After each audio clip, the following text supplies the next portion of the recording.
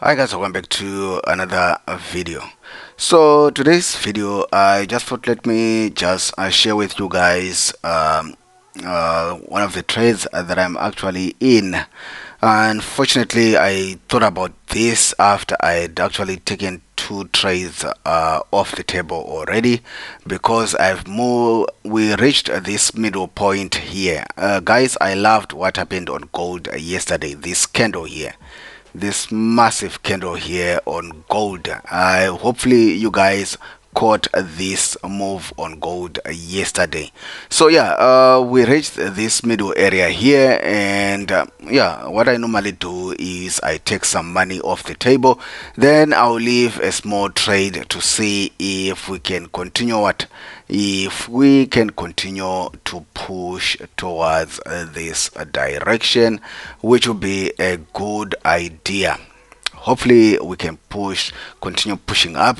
The dollar lately has been wobbling. That's why people have been buying gold and also silver. Let's see, silver, a bit of a disappointment on silver, I must say. It hasn't really moved much. If you can see here, entered both trades yesterday.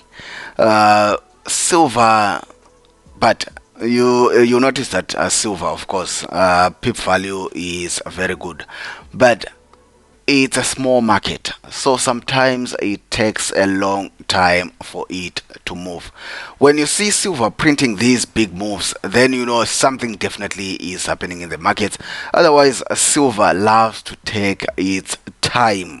You can see, if we can drop down to the lower time frames, let's go to 1 hour.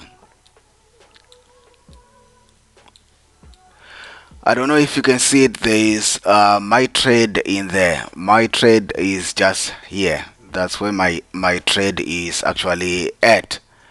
That's just this small movement on a standard lot is what's giving me this 1401 whatever. Now imagine if it were to move a good distance. So silver, for a pip value, in terms of pip value, is actually profitable.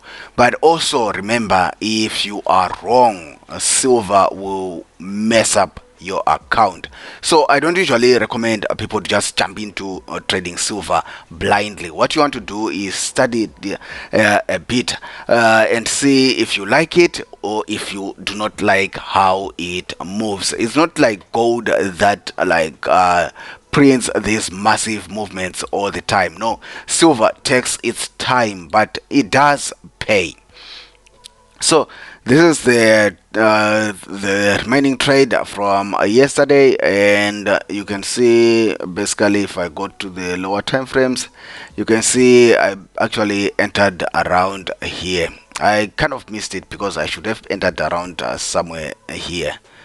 That would be a good trade, but well, you catch some, you lose some, you continue doing what you think you know best.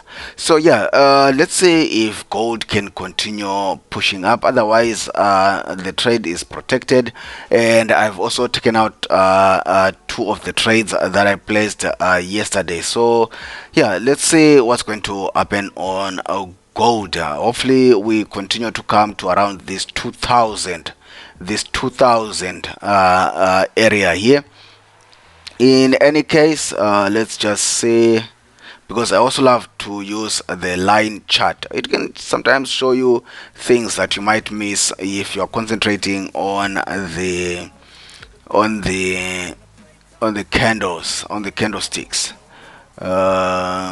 Trying to create a channel there, because that's how basically I actually trade. I actually try to watch out for channels, because that's unfortunately or fortunately how I realized my charts move. So this is kind of an equal distance. You can see there's a nice channel there that's going on there.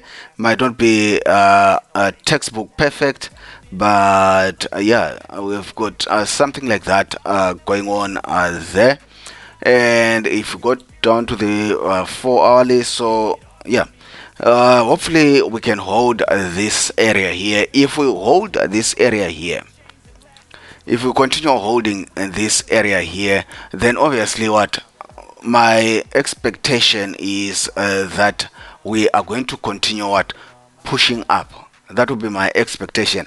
Of course, somebody will ask, so what will be the next target? You can spot some of these things. You can spot some of these things. Of course, I try not to put too many channels on my chart, because sometimes then you start confusing yourself. I'm just trying to make sure that it's a nice chart. I think something like so, because looking for some good equal distances, so that will be something like that. So somewhere around here, somewhere around there, well, the market will do what the market wants to do, but it gives you an idea of the things that are always on the back of my mind when I'm looking at my charts. Is this the only way to trade and make money in forex? Definitely no. Definitely not. You are probably using Fibonacci, you are probably using moving averages, you are probably using SMC, ICT, you're probably using supply and demand, you're probably using, I don't know, whatever concept that you are using. My tip, if it's working for you, don't listen to what anybody else is saying.